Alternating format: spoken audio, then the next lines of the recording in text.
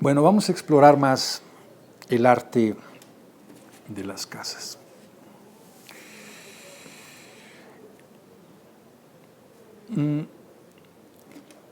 El hombre estaba cerca de la muerte, 78 años. Según él, las conquistas en su peor momento y las instancias burocráticas para modificar de nuevo la ley eran lentas. Así que por estas tres razones, las casas tiene como impulso básico y permanente en este texto el tiempo. Tiene prisa. De allí su uso sistemático y yo diría obsesivo de un recurso retórico que ya deja de serlo y se vuelve una especie de cosmovisión del texto, la hipérbole. Todo está hiperbolizado. Sabemos que mira el mundo español de los conquistadores como antípoda del americano, entonces reparte elogios en términos retóricos a uno y vituperios al otro sin mediación, ¿no? Por eso los indios eran personas, estamos en las hipérboles, obedientísimas y fidelísimas, siempre la sinonimia. Y los actos de los conquistadores eran crudelísimos. Crudelísimos, es la crueldad del tema. Veamos el uso del adjetivo infinito. Infinitas gentes, infinitas guerras, infinitos ríos. ¿Qué hace la hipérbole? La hipérbole intensifica el significado de las palabras. La hipérbole también expande los referentes de estas palabras y además abrevia la enunciación. Así que ese es un recurso primordial. Se crean finalmente entidades ilimitadas mientras se comprime la escritura. Es la única manera en que la escritura vence el tiempo dentro del tiempo, es decir, a través de la rapidez. Nos dice muy pronto Fray Bartolomé que el suyo es una relación. Recuerden, relatio significa informe, pero también puede significar debate, incluso propuesta. Y él lo dice de otra manera. Sumario, lo estoy citando, brevísimo, sumario, brevísimo, de muy difusa historia. Entonces, ¿para qué se ponen tan nerviosos los historiadores? Si él mismo lo advierte.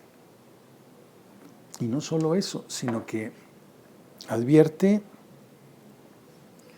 la inverosimilitud, no por ello la falta de verdad.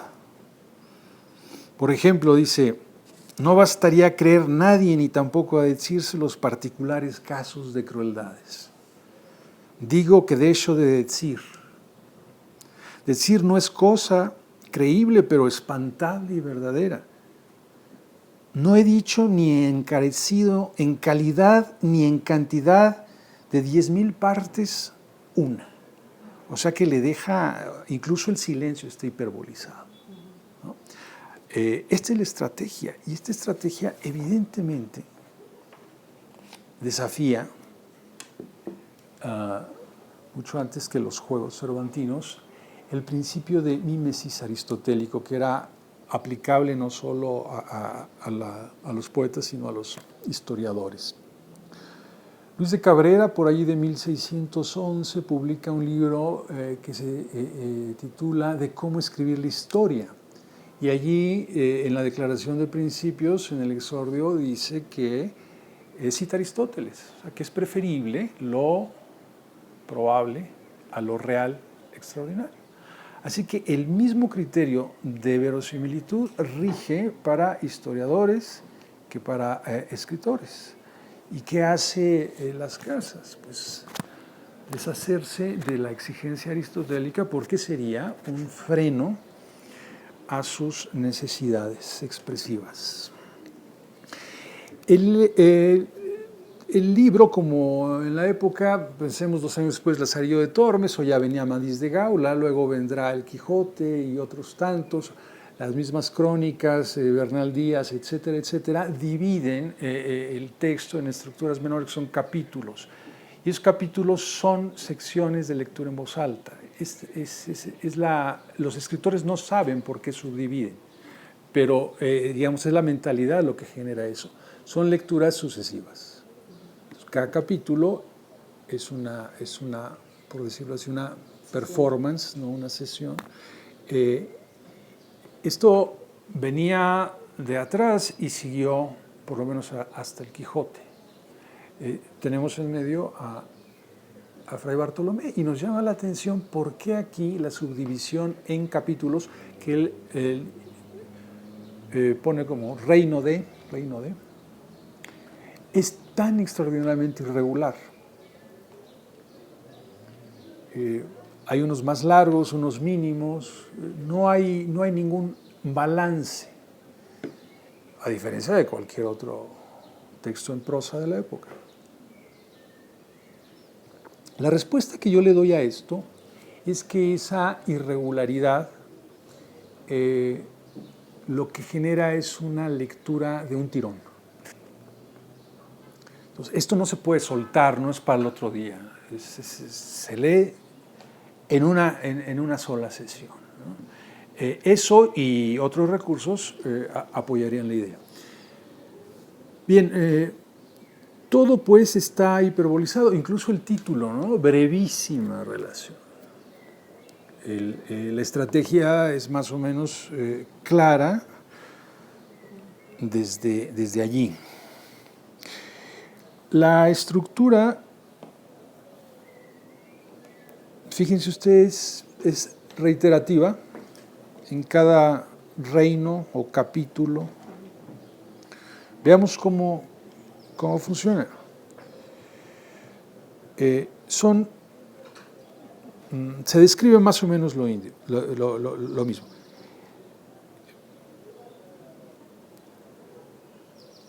Todo versa sobre la justicia o injusticia de hechos pasados presentes.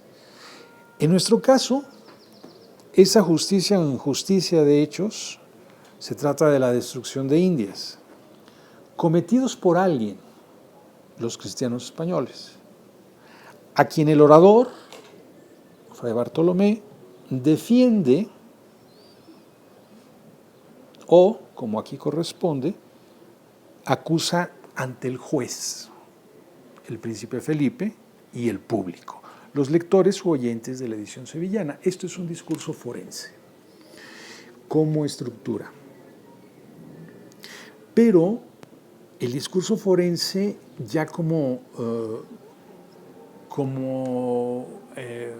no como narratio, no como dispositio, sino en las dos últimas partes, ¿no? de la propuesta retórica, la memoria y la actio, ahí ya sobre todo la actio no funciona de ninguna manera como discurso forense. Veamos por qué.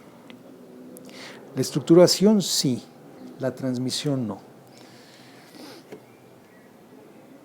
Para el exordio, que sería epítome y prólogo, ad Aderenium, que de las retóricas clásicas es la que más hincapié hace en la voz, ad Aderenium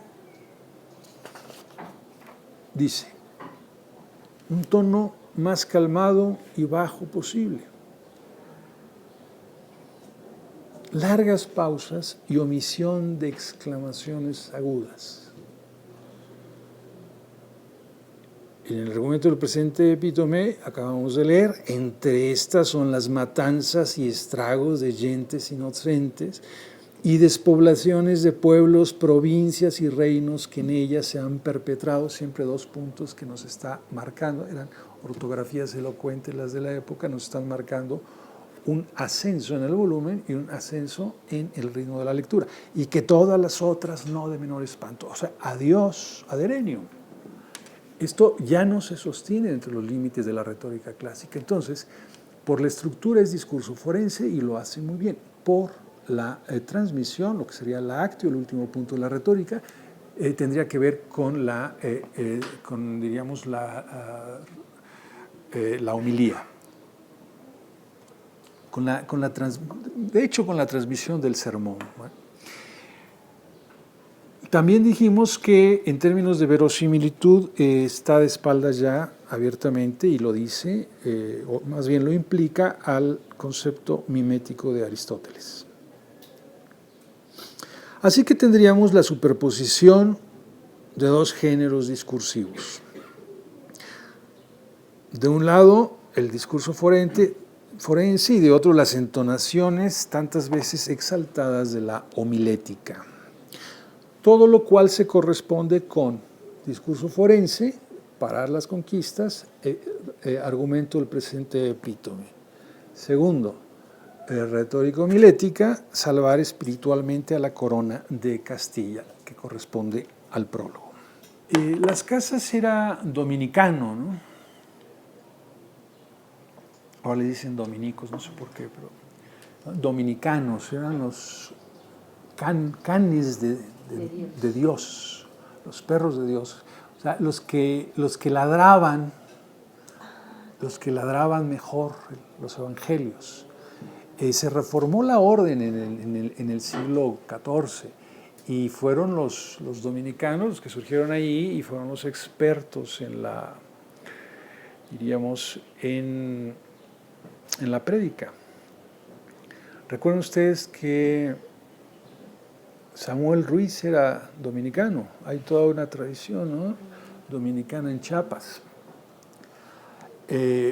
Luego los jesuitas empezarían a tomar el lugar, pero no hasta el siglo XVI. El siglo XVI, sobre todo, fue el siglo de la predicación y de la preceptiva dominicana. Yo he tratado, de estudiar esto, si luego les interesa, tengo un par de publicaciones al respecto de este texto. Lo he tratado de estudiar desde, como les decía al principio, la situación cultural de la España de entonces, ¿no? Y se deja muy bien leer, si lo interrogamos, en la relación que tiene y la vocación que tiene la escritura para la vocalización, ¿no? Pero no bastaba la cosa, entonces, el problema es cómo leer, porque si leemos el facsimilar de la Princeps de Fondo de Cultura, que es muy parecido, por eso recomiendo yo este es casi paleográfica, casi. La puntuación, que era vacilante en el siglo XVI y que tendía más bien al criterio humanista de periodos largos, no nos resuelve todo el problema. Había que dar un paso más. Entonces, bueno, pues buscando y buscando, encuentro que la arte retórica eclesiástica, ¿no?, la ars predicandi más importante del siglo XVI, lo escribió Fray Luis de Granada y tuvo un enorme éxito. Granada era contemporáneo de Fray Bartolomé, era dominicano, era predicador eminentísimo y, por si faltara algo, era andaluz. Así que es imposible que no se hayan conocido, tratado, influido mutuamente, ¿no?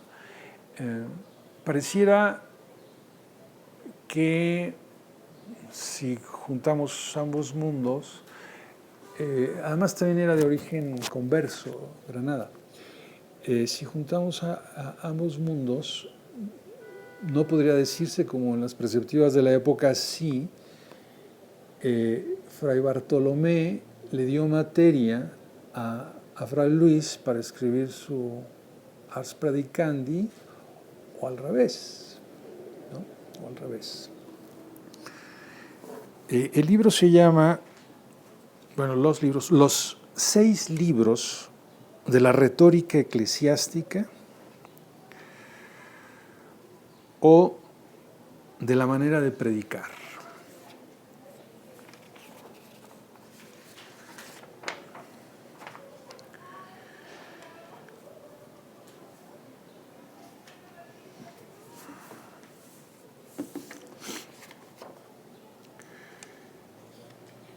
todo un libro, el sexto, está dedicado a la pronunciación. Imagínense qué mina.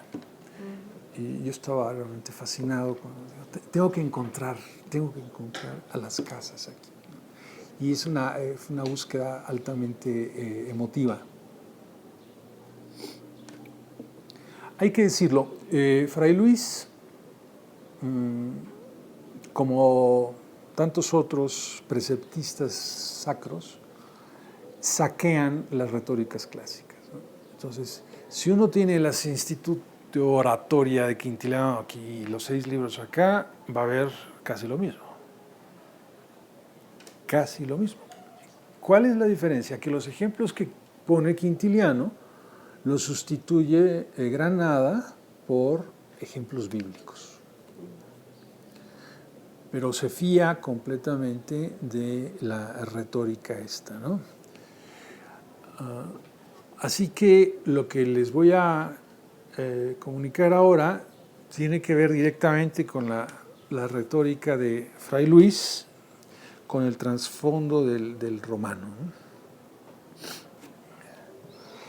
Dice Fray Luis muy al principio, estamos en crisis los predicadores, o sea, se nos está yendo el público y se trata de una forma de comunicación escénica, ¿no? Entonces, ¿cómo recuperar el público de fieles? ¿Cómo recuperar la fe desde el púlpito?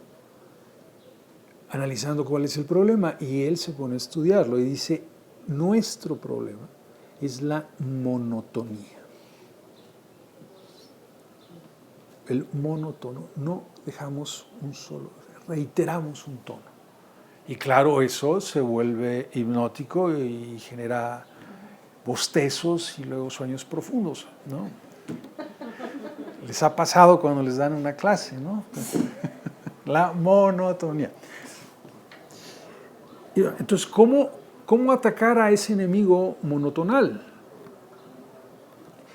Y se pone a hacer un estudio ayudado por Quintiliano y por una evidente afiliación al nominalismo, un estudio del lenguaje y su relación con las cosas. Así que por allí también tiene atisbos lingüísticos interesantísimos.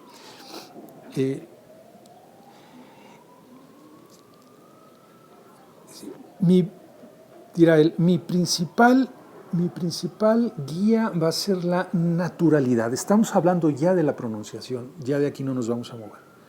Mi principal guía es la naturalidad. ¿A qué criterio corresponde esto en España?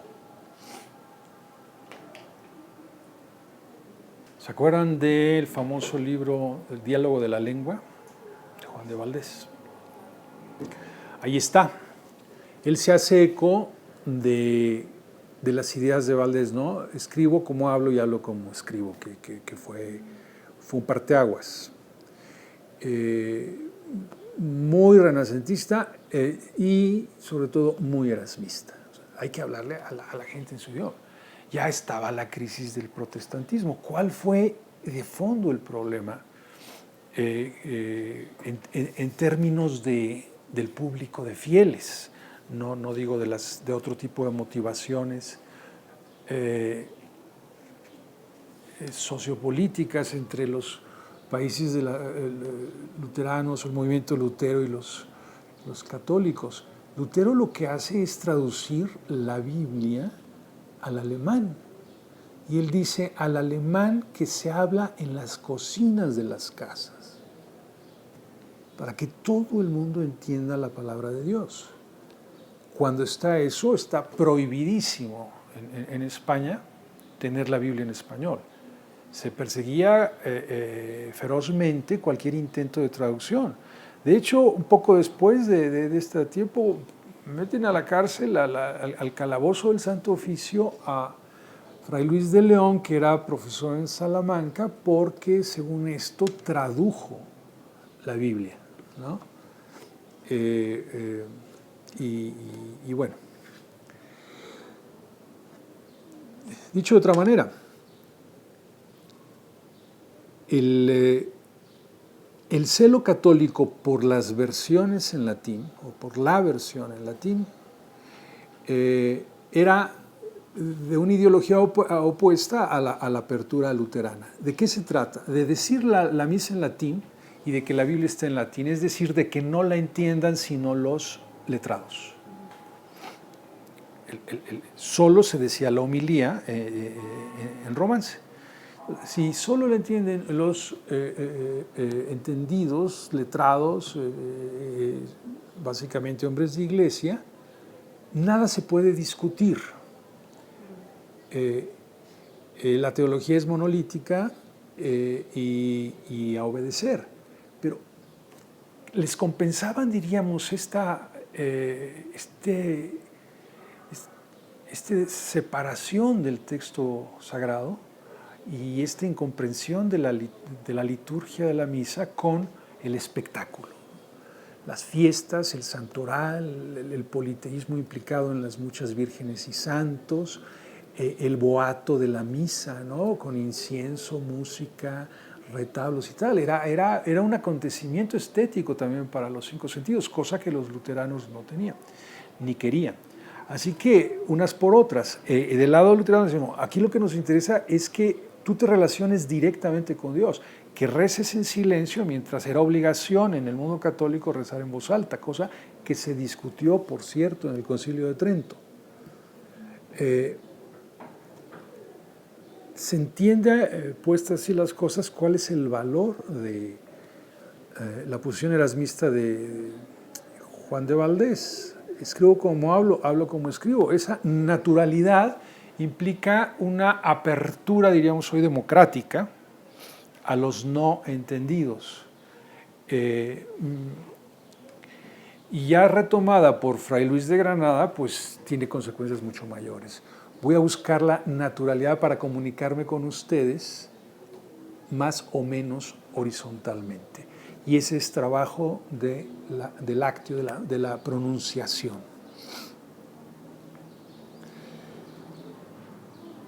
Aquí en este momento, en este punto, Fray Luis hace una observación valiosísima.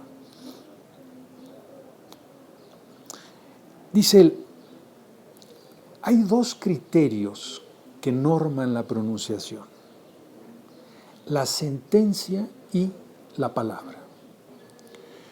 Hoy por sentencia podríamos entender una oración sencilla o compuesta, no un periodo. Y la palabra. Y esos 2 criterios son los que va a regir su preceptiva. Quintiliano, cuando habla de palabra, dice que ladrón hay que decir ladrón, ¿no? Hay que pronunciarlo así. Y así se pronuncia en el uso, ¿no? Wittgenstein estaría encantado. Es decir, no decimos ladrón en el uso vivo de la palabra, ¿no? De manera indiferente, neutral, atemperada. Entonces, ahí va el ladrón, ¿no? O sea, se denuncia, entonces la palabra tiene una carga, la O aguda, ¿no? Nos sirve para golpear, oscurecer la figura del tipo y la rapidez de la palabra. Tiene que denunciarse tan rápido como actúa el ladrón. Así que hay una incorporación cultural transhistórica de los usos de la palabra y sus sentidos, ¿no? Y esto lo irá retomando Fray Luis a lo largo del 6º libro. Entonces tenemos sentencia y palabra. Dice él, a la naturaleza de una cosa, asunto o concepto, cosa, asunto, concepto, corresponde una sentencia o palabra. Entonces tenemos cosa, asunto o concepto. A esto corresponde una sentencia o palabra. A la sentencia o palabra corresponde un ánimo, diríamos casi un estado de ánimo, una emoción, un ánimo. Y a este corresponde una figura de voz, o sea, un tono. Bueno, entonces tenemos asunto, cosa, concepto, Eso es el referente, ¿no? Es aquello que se nombra, aquello de lo cual se habla. Puede ser un referente inmaterial como un concepto, o puede ser un referente real como un cuchillo. Junto a ese referente tenemos un signo, o palabra o conjunto de signos, sentencia, un lexema. ¿Qué luego tenemos? Antes, el ánimo. El ánimo. Eso, cualquier concepto o cosa, nos genera un ánimo, una actitud, una disposición emotiva. No es lo mismo hablar de un cuchillo que hablar de Dios, etc. ¿no? Entonces, todavía funcionaba el lado derecho del cerebro, no solo el izquierdo como ahora, ¿no? Un ánimo. Y eso culmina en un tono. En cómo se enuncia la palabra, en la actio de la pronunciación, o en la pronunciación como un momento de la actio. Así que está planteando un punto de vista integral, sí, nominalista, que diríamos justifica teóricamente sus propuestas prácticas. Insisto que tuvo enorme influencia esta retórica y que, en mi opinión, es la llave para entender la partitura de Fray Bartolomé.